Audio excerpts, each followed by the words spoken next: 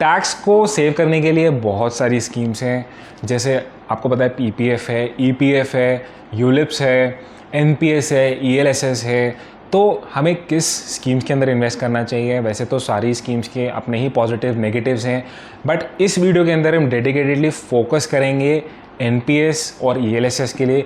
Briefly हम इनके जो है बेसिक्स को डिस्कस करेंगे, बट मेजर हमारा जो फोकस रहेगा इस वीडियो के अंदर वो 3 मेजर पैरामीटर्स का रहेगा, जिसके अंदर हम ईएलएसएस और एनपीएस को कंपेयर करेंगे।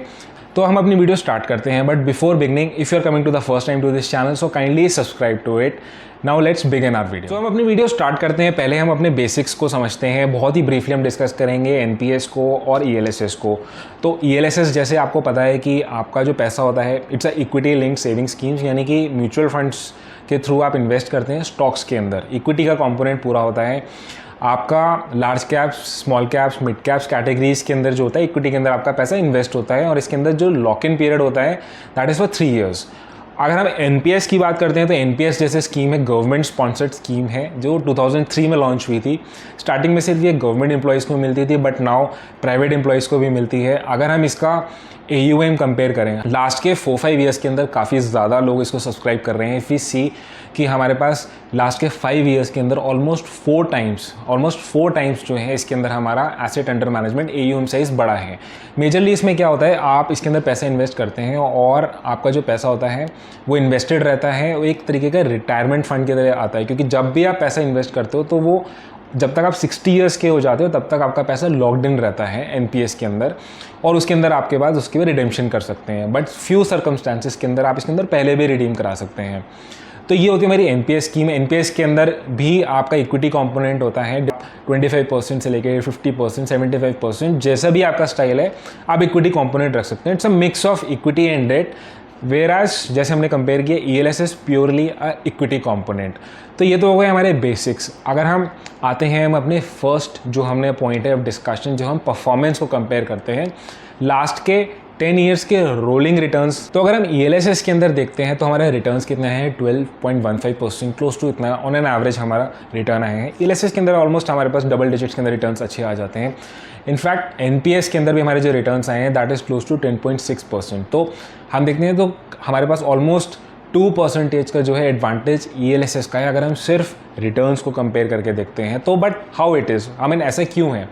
तो सबसे पहला तो एक बहुत ही बेसिक रीज़न है कि जैसे हमने बेसिक्स में डिस्कस किया कि ईएलएसएस के अंदर आपका जो है इक्विटी कंपोनेंट आता है, जो कि आपका मोस्टली जो आपका एनपीएस के अंदर आता है एट मैक्स 75% तक ही रहता है, बट ईएलएसएस के अंदर मोस्टली 90-95% तक इक्विटी कंपोनेंट आता है। सेकेंडली अगर आप देखेंगे तो allocation with in this equity जो एनपीएस होता है वो थोड़ा सा सेफ प्ले करता है, यानी कि ज़्यादातर जो कंपोनेंट होता है उसके अंदर वो लार्ज कैप्स होता है, यानी कि 75% ईएलएसएस इक्विटी होता है, उसके अंदर भी वो मेजरली लार्ज कैप्स के अंदर इन्वेस्ट करता है।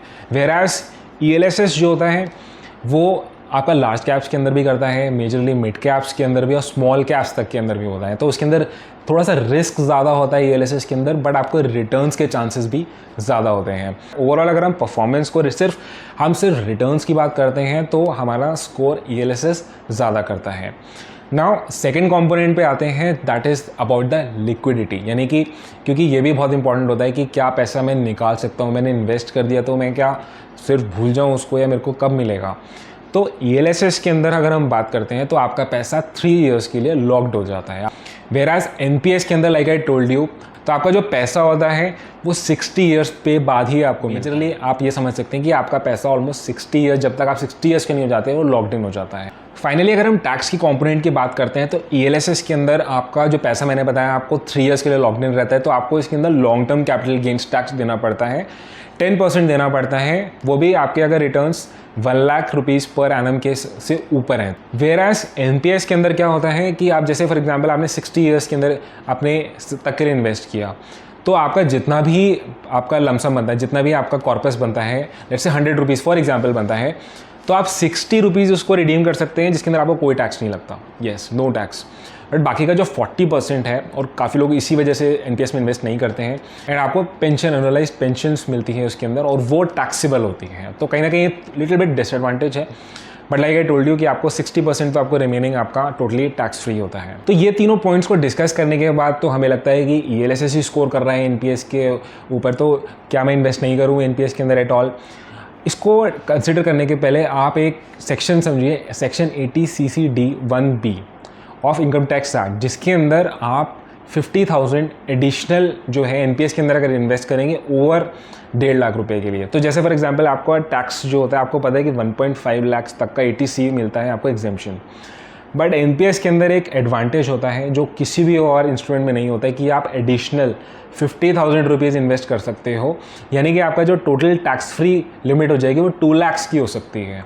तो आप 10 लाख अगर कमाते हैं तो आपका जो है टैक्स एग्जेम्प्ट इनकम 2 लाख की तो हो जाएगी, आपको बाकी 8 लाख के ऊपर आपको टैक्स को मैनेज करना पड़ेगा। What you can do is कि आप हर साल आप ये 50,000 जो है एटलीस्ट आप NPS के अंदर इन्वेस्ट करिए, और बाकी का जो है आपका 1.5 लाख का जो है वो आप ELSS के अंदर इन्वेस्ट कर सकते हैं, सो दैट आपका रिटर्न्स भी ज़्यादा है, आपका टैक्स भी बचे और you can gain at maximum. So this is one of the best way you can make the maximum.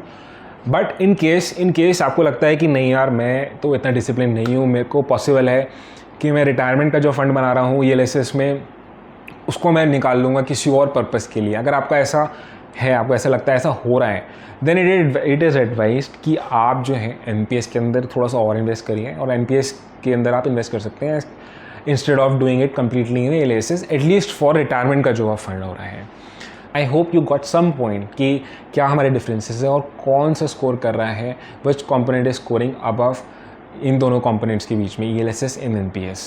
So if you have any suggestions, any comments और एनीथिंग, आप नीचे कमेंट बॉक्स के अंदर मेंशन कर सकते हैं। And please do like and subscribe to this channel simply money. Will see you in the next video. Thank you for watching this video.